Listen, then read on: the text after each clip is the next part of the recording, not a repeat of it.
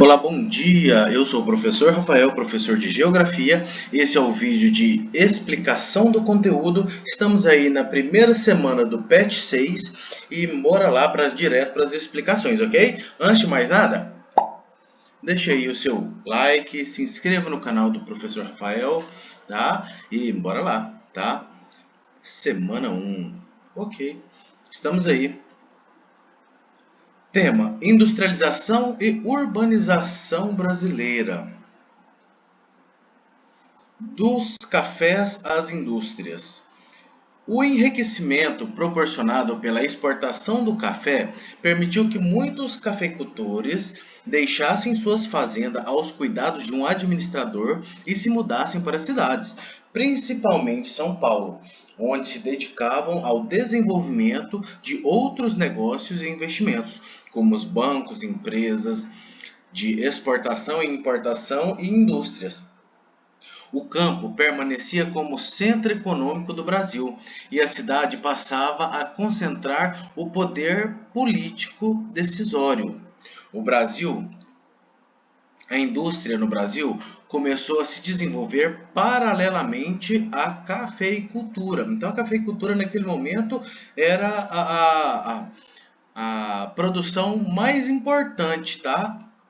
Entre outros fatores que contribuíram para isso estão capitais obtidos para exportação agrícola, principalmente do café, existência de matérias-primas para as indústrias como o algodão, para as indústrias de tecido, existência de mão de obra na cidade e um mercado consumidor crescente, infraestrutura herdada da economia cafeeira, estrada de ferro, portos, instalações elétricas, redes bancárias, aproveitada pelas indústrias para o transporte de matérias-primas e a distribuição e a comercialização de produtos. Pessoal, algo que vocês precisam pensar um pouquinho. Para se produzir, tem algumas coisas que são indispensáveis, né? Pensa comigo.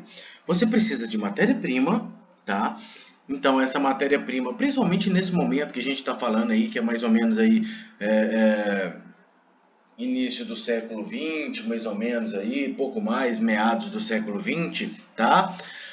Você precisava de matéria-prima, essa matéria-prima não podia estar muito longe de você, ou pelo menos tinha que ter jeito de chegar até você, né? No caso, estradas, transporte, tá bom?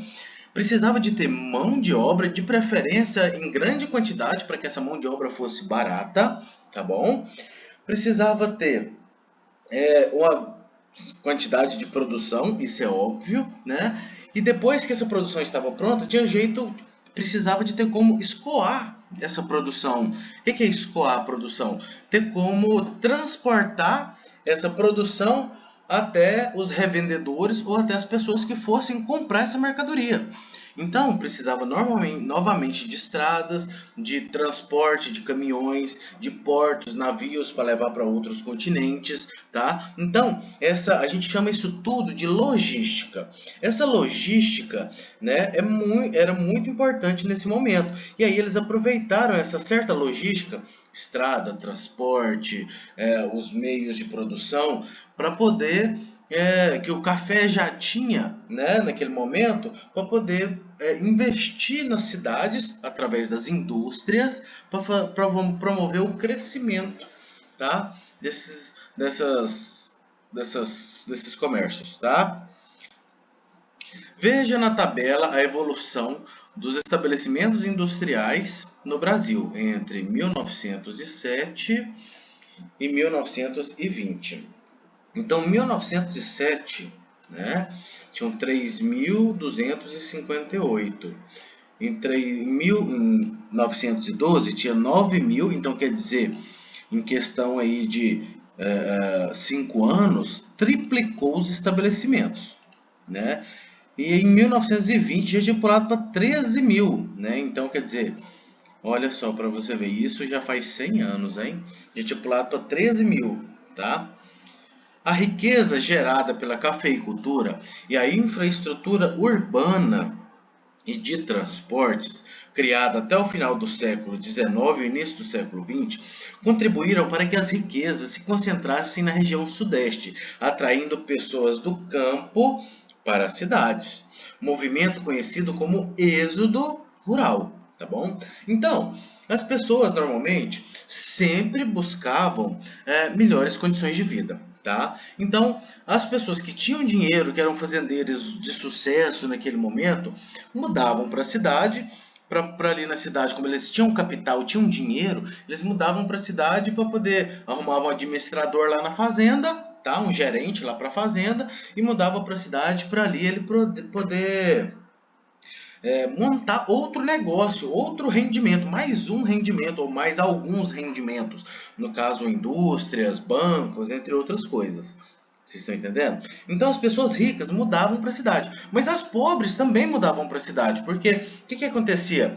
As pessoas começavam a gerar mais emprego. Com a construção de indústrias, fábricas nas cidades, começou a gerar emprego. E emprego gerava dinheiro, né? Então as pessoas pensavam assim, nossa, vamos para a cidade, vamos mudar para a cidade, porque lá nós vamos ganhar mais e vamos ter uma qualidade de vida melhor. Então, até 1920, 1930, a maioria da população brasileira vivia na zona rural. Mas a partir de 1930, isso aí muda. Com esse êxodo rural que a gente acabou de falar aqui, a população brasileira começa a mudar para os grandes centros urbanos, principalmente São Paulo, principalmente regiões aí, a região do Sudeste, tudo bem? Mas por que o Sudeste? Por que São Paulo? É porque São Paulo já tinha um certo tamanho. São Paulo já tinha uma grande quantidade de pessoas que possibilitavam a criação de novas indústrias e fábricas que tinha mão de obra ali. Então uma coisa foi puxando outra, entendeu? E logo a notícia se espalhou pelo país, que ali estava tendo muito emprego, né? Então aí que há uma explosão demográfica, palavrinha difícil, né? Explosão demográfica, né? Então há um grande crescimento populacional, né? Principalmente em São Paulo. Vamos lá. Em 1920, a cidade de São Paulo já era a cidade mais industrializada do Brasil. Olha, já em 1920, né? Abrigando cerca de 31% dos estabelecimentos da época, tá? Quase praticamente um terço. De cada 3 estabelecimentos que tinha no Brasil, um já era em São Paulo, tá bom? Característica da industrialização brasileira. O desenvolvimento da produção industrial no Brasil apresenta 3 características principais: a industrialização tardia, a substituição de importação e a dependência de capital e de tecnologia de estrangeiros. Tá? Então vamos lá. A industrialização tardia ocorreu cerca de 200 anos após a Revolução Industrial na Inglaterra, no século XVIII. Então, enquanto a primeira Revolução Industrial ocorreu na Inglaterra no século XVIII, aqui no Brasil foi ocorrer em 1930. Tá? Você tem que entender que cada país teve a sua própria Revolução Industrial. Claro, a Inglaterra foi a primeira, né? Mas a partir daí ela abriu portas para que os outros países tivessem a sua própria Revolução Industrial. Tá? E normalmente os países desenvolvidos foram mais rápidos ali, né, para poder ter o seu próprio desenvolvimento. Agora, os países subdesenvolvidos ou em desenvolvimento, como o Brasil, que é um país em desenvolvimento, terceiro mundo, capitalista, né, ele levou aí 200 anos para que ocorresse essa industrialização. Por isso a gente fala que ela foi tardia, porque foi muito tempo depois da primeira, tá? Substituição das importações. Os produtos que eram importados começaram a ser fabricados internamente, tá? Então, o que aconteceu? E foram bem recebidos pelo mercado consumidor. Então, coisas que a gente exportava, coisas que a gente comprava de fora do exterior, começamos a produzir aqui no Brasil. E isso foi muito importante, porque barateou, né? Mais pessoas tiveram acesso a mesmos produtos, e a gente não está falando aí de produtos caros, tecnológicos, lembrando que a gente está falando de 1920, né? A gente está falando mesmo aí do arroz, do feijão, né? De determinados carne, né? E determinados tipos de produto, tá bom? Dependência de capital e tecnologia de estrangeiros. Isso aqui eu falo que é uma característica de país de terceiro mundo. Por quê? Olha aqui. No início, houve a necessidade de importar máquinas e equipamentos de indústrias nacionais. Posteriormente, foram atraídos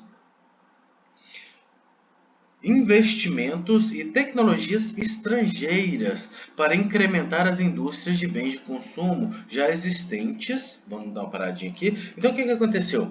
O pessoal produzia uma máquina ou outra aqui, mas aquelas coisas que exigiam um pouco mais de tecnologia tinha que exportar, tinha que vir de fora, tinha que vir de outro país e de um país desenvolvido, né?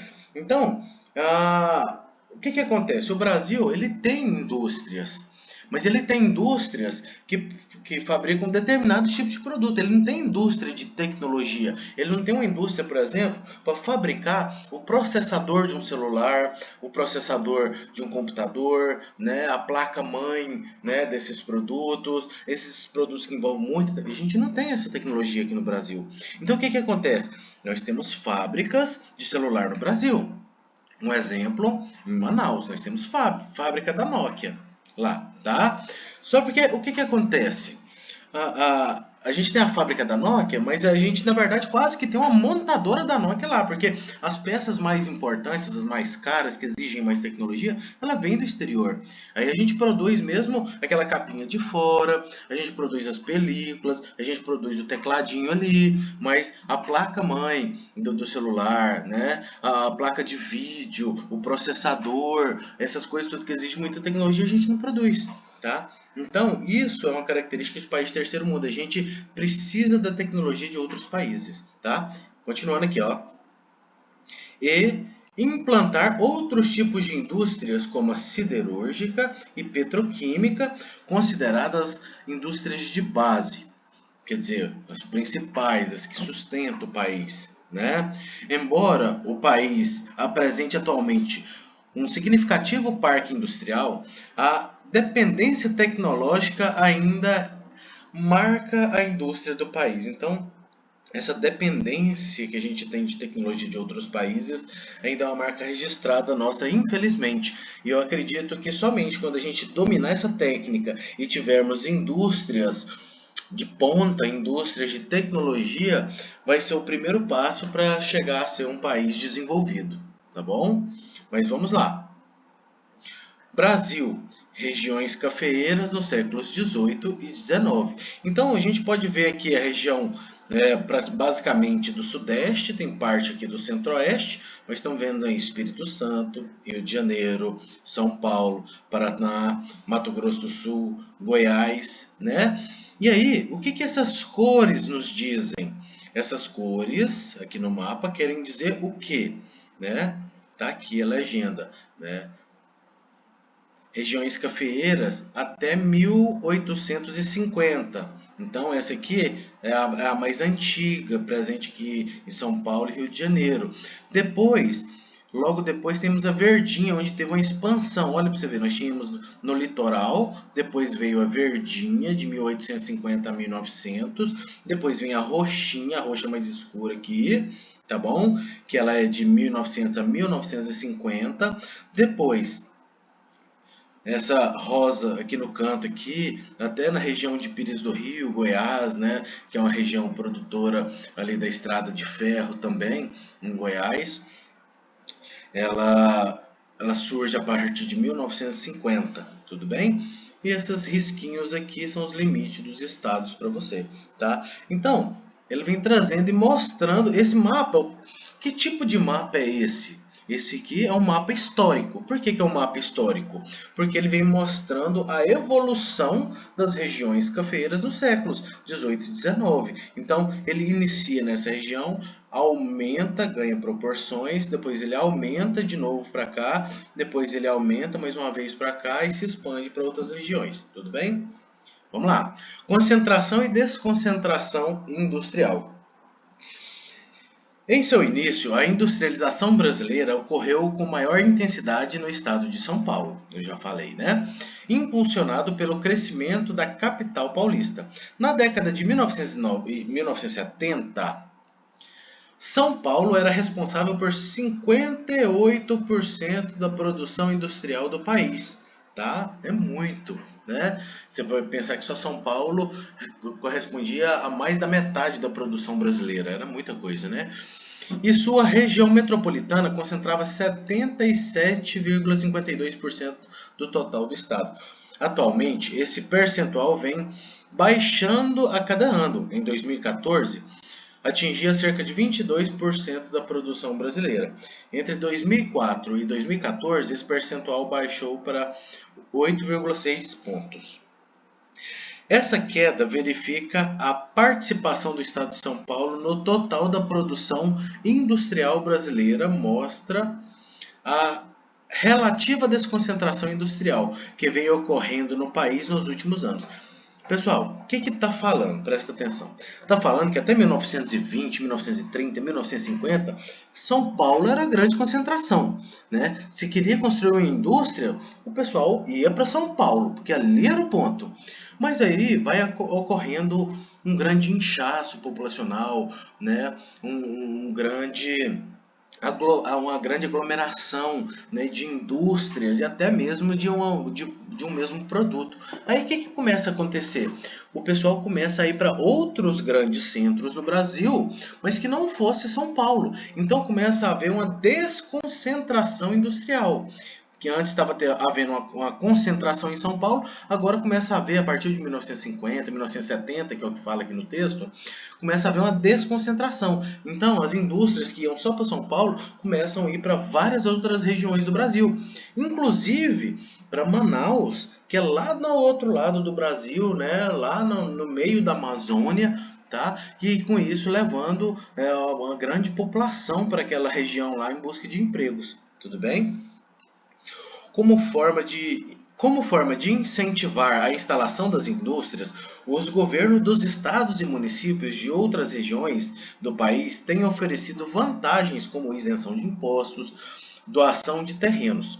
Então, imagina, se você naquele momento era o governador, né, um dos representantes ali de São Paulo, você estava bem. Mas se você for dos outros estados, você estava preocupado, né, porque você não via um crescimento em seus estados. Então, os estados começam a oferecer, falam assim, não, traz a sua indústria para cá que eu vou te dar todo o terreno para você montar a sua grande empresa. Além de te dar o terreno, eu vou deixar você sem pagar imposto aqui por 10 anos. Aí você pensa assim, tá, mas qual que é a vantagem disso então para o estado, para o município? A geração de empregos, né? A circulação econômica ali no município, o crescimento econômico desse município, tudo bem? Assim, os novos polos industriais vêm se formando, especialmente no sul e no sudeste. Ainda assim, o Sudeste apresenta a maior concentração industrial. Então, como eu falei, a concentração começa na região Sudeste, principalmente em São Paulo. Em 1970 começa a haver uma desconcentração, começa em indústrias para outros lugares, mas mesmo assim o Sudeste ainda é o maior, tá? Do país. E continua abrigando uma importante parcela dos centros de comando das empresas instaladas em outras regiões, tá? Então, muita gente que tem empresa em São Paulo, acaba montando empresa em outra região também, mas o principal, a gente fala matriz, né, ela acaba ficando em São Paulo. Pessoal, espero ter ajudado vocês aí com a explicação. Tenho feito vídeos, 2 vídeos por semana, vocês devem ter percebido aí. Um vídeo de explicação do conteúdo e outro vídeo de correção das atividades. O vídeo de explicação do conteúdo ele é bem detalhado, como vocês puderam ver aqui, né? Eu tento fazer com as melhores explicações possíveis, mais fáceis possíveis para que vocês possam entender. E o vídeo de correção das atividades eu tento fazer ele o mais curto possível para auxiliar vocês, né, na execução das atividades. Claro, ele é curto, porém com aprendizado. Tudo bem? Então, antes de sair desse vídeo, deixe o seu like, se inscreva no canal aí, ajude o canal a crescer. Fechou? Até o próximo vídeo.